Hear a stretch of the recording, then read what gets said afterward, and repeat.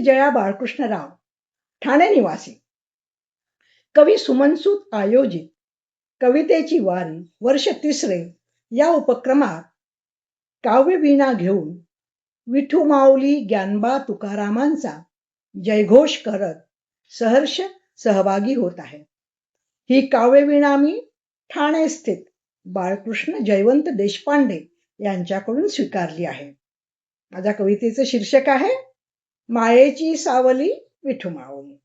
मायेची सावली विठू माऊली. दिंडी निघाली, पालखी निघाली, जोशात भक्त मंडळी सारी. मायेची सावली माऊली सवे निघाली, वारकऱ्यांची वारी निघाली, वारकऱ्यांची वारी. एकच ध्यास घेऊन चालली भाव भोळी भक्त मंडळी.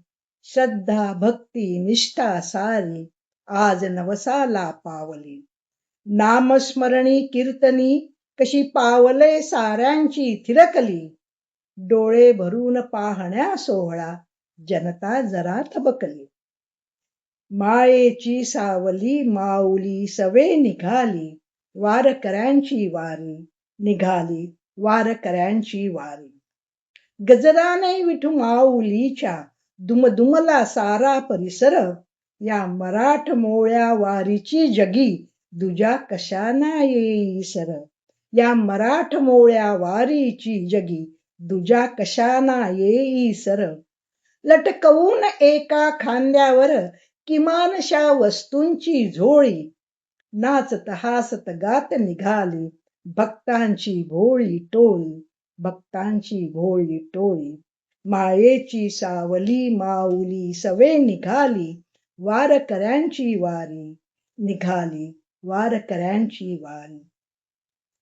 गावागावातून जथ्था वारकऱ्यांचा आतुर जोमात निघाला.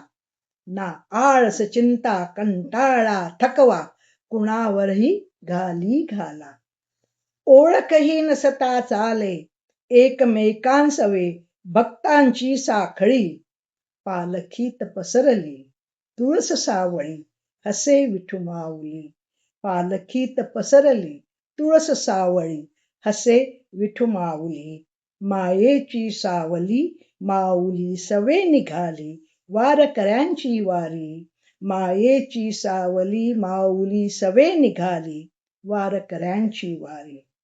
माझी वारी परी याहुनी असे बघा कशी हो न्यारी. माझी वारी परी याहुनी असे बघा कशी हो न्यारी. हाती घेऊनी अक्षर वीणा, हाती घेऊनी अक्षर वीणा. करतसे मी कवितेची वारी, करतसे मी कवितेची वारी. सोपविते आता ही काव्य विणामी, सोपविते आता ही काव्य विणामी. अनुपम स्वर्ण करी त्या नाद स्पर्शे उजळून जाईल, त्या नाद स्पर्शे उजळून जाईल.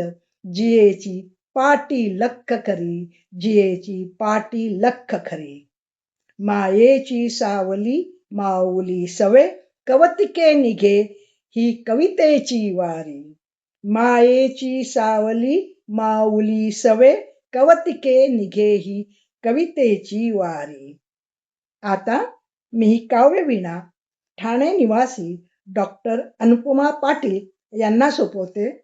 धन्यवाद.